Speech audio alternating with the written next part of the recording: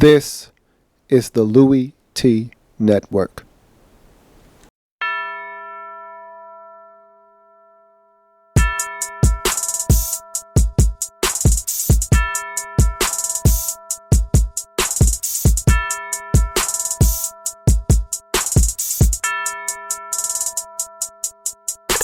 See, first come the preseason, and I don't take a day off. And then my team was 6-10, and we ain't smell the playoffs. Yeah, I seen the Super Bowl, but I heard they just play balls. A lot of teams had injuries.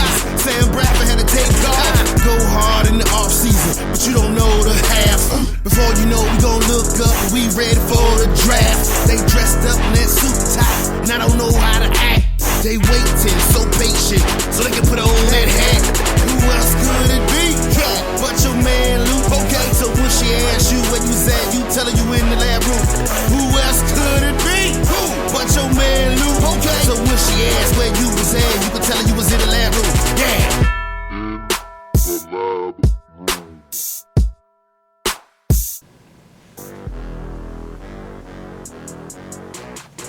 Hey yo, who else could it be? For me, your man. Louie Tee, welcome. You are in the lab room. Of course, I'm your host, Louie. Thank you for joining me. Week number 7 in the National Football League. Got those picks for you, fresh and hot off the presses. But gotta talk about that Week 6 action. I was dominant. Now, could I have been better? Yeah. Jacksonville let me down. Redskins let me down. And you know, when you go out on the limb sometimes and the branch is a little bit iffy, you're gonna fall. And I took a couple of spills, man. It really disappointing. Carolina couldn't hold on.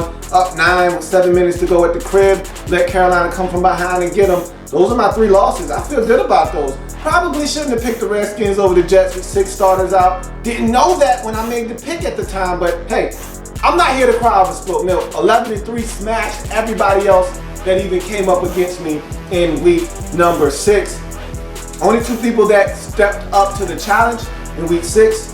Alfredo Altanor, 8-6 for Mr. Altanor. Thank you for stepping up to the challenge, my man. Insane Juggernaut, 9-5, not bad. And he picked the Ravens as his sole survivor pick. How'd that go for you, buddy? So, I was smashing the competition last week, and I feel good about it. I told you, after week 4, man, nothing but incline for me. I got it. I know what's going on in the league now.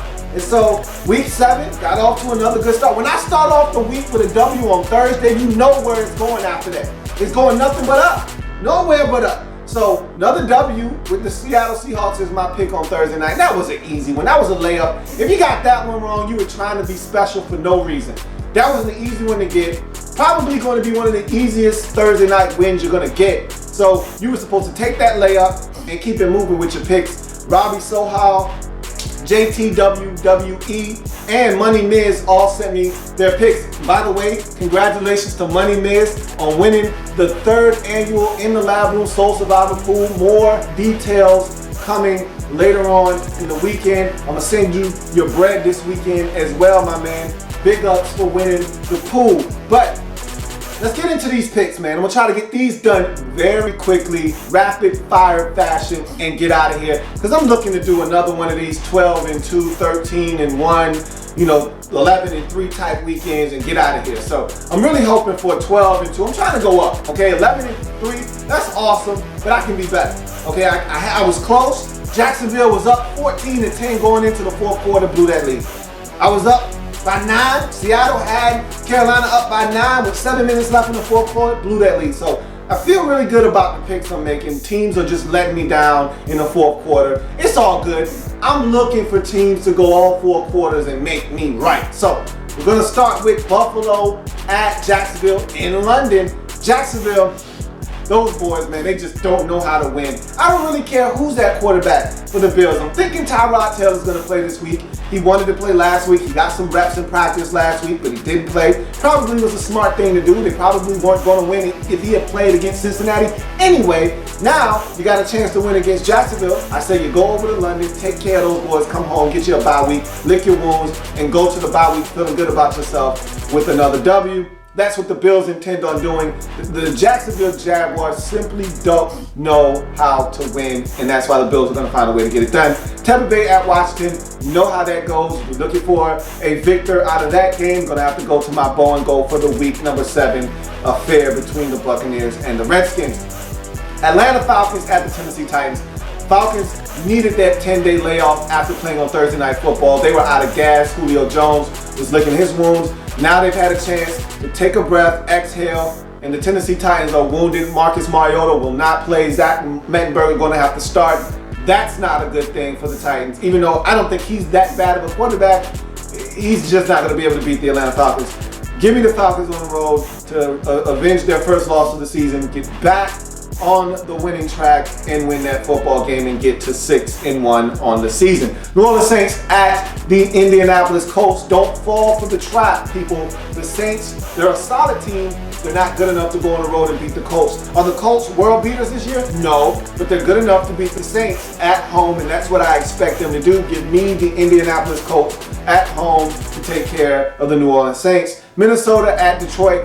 NFC North family business. The Minnesota Vikings have already beaten the Lions once this year. Can they do it again? You betcha. Will they do it again? Not so fast, my friends. I'm thinking the Lions got a little bit of momentum after the win last week. I'm not really sure about the Vikings on the offensive side of football. I wasn't really pleased with the way they ran the football last week. I don't know if Detroit is going to allow them to run the football this week either. I'm a little nervous. Will Teddy B turn it over? Will they score enough points? I'm going Detroit this week again. Don't ask me why. Don't question me. Just give me the Detroit Lions at home to find a way to beat the Minnesota Vikings. Pittsburgh Steelers at the Kansas City Chiefs. This one is really simple for me.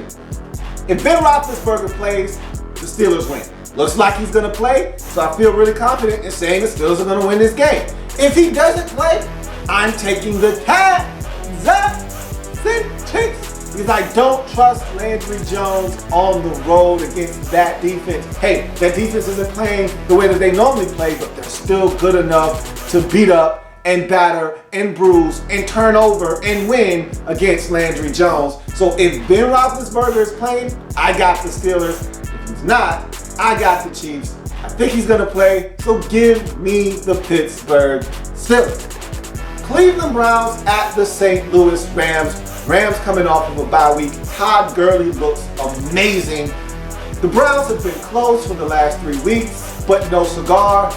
I don't see them changing that this week. They're going into the mouth of the Rams' den.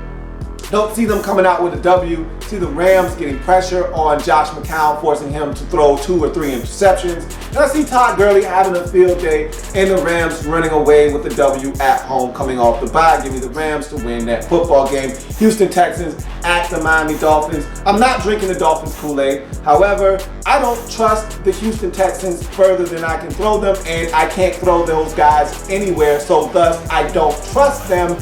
Miami, I don't trust those guys either, but they've got way more talent on their team than the Texans do on theirs. I don't know if this Dan Campbell experiment is going to work or not, but I think it's going to work for the second consecutive week. Give me the Dolphins at home to win their first home game of the season.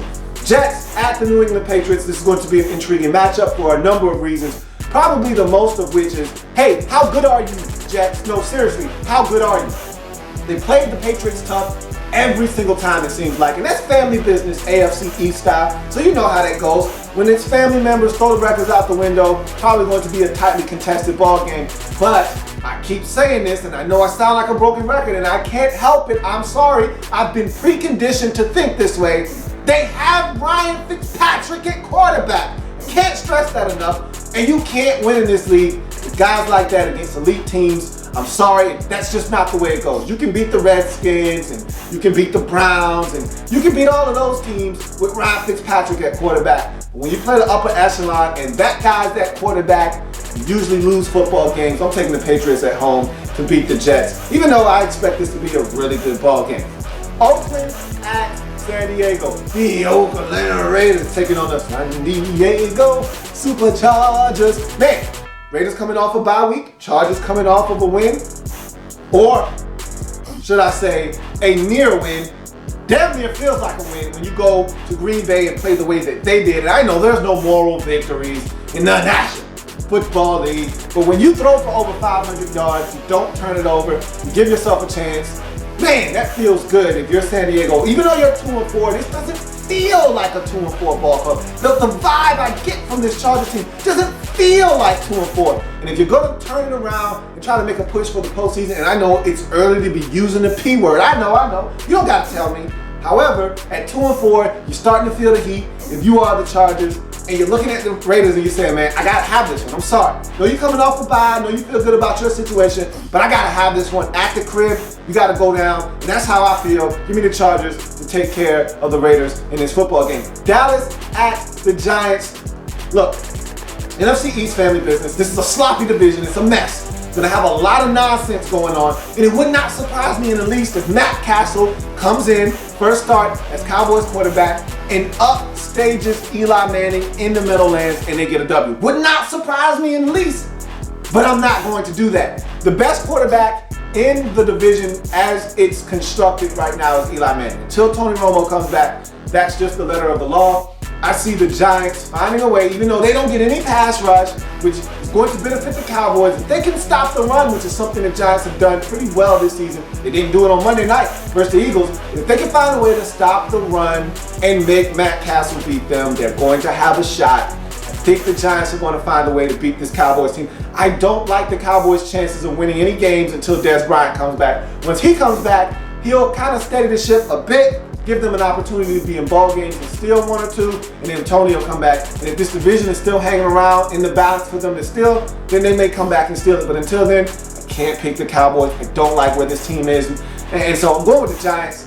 By default in this game, give me the Giants at home. Philadelphia Eagles at the Carolina Panthers, Sunday Night Football. Sunday. Panthers, you got to be out for revenge. Revenge is a dish best served ice cold, and I need the Carolina Panthers to be cold-blooded in this game. Remember what these boys did to you? Similar spot last season, Monday Night Football. You let Dirty Chaz get nasty and filthy on you on a Monday night last year. That wasn't fun. I turned that game off early, man. That game was over in the first quarter. You remember, if I'm the Panthers, I circled this one on the calendar when the season started. You gotta do these boys because they did you in last year on primetime television. Time for some revenge, man. Serve it up. Taking the Panthers to do these boys on Sunday Night Football. And finally, Monday Night Massacre. That's what I'm calling it this week. Not Monday Night Football. Monday Night Massacre. The Ravens are terrible. The Ravens are horrible. They are garbage. And because they stink and they don't get pressure on the quarterback and they got corners off the street starting every single week, it seems like, they're going to get destroyed on Monday Night Football in the Redbirds' nest out in Arizona. This is going to get ugly, man. I'm talking 33-13. I'm talking 37-13. They might even put up a 40 burger. All the garbage teams this season, they put 40 on their skull. So wouldn't surprise me in the least if these boys put up 42 on them. I don't see the Ravens allowing them to put 40 on them though. But I could easily see a 33-13 coming out of this one. And I got Arizona winning this one in a landslide. This one is going to be a bloodbath, and it's not going to be for the faint of heart. So those are my picks for week number 7. Right now, I'm overall 61-30. Feel really good about where I'm going, man. 11-3 last week. I'm thinking 12-2 is realistic. Maybe even 13-1, man. Hey, I'm not ruling anything out because I'm hot right now. I feel good about where I am. If it happens in the National Football League, whether big or small, we cover it all here in the lab room. Come and join me as we continue to break down anything. And that's National Football League. I got 3 people stepped up to the challenge thus far. Who else stepping up? Do you want some? Come get some. There's plenty more where that came from.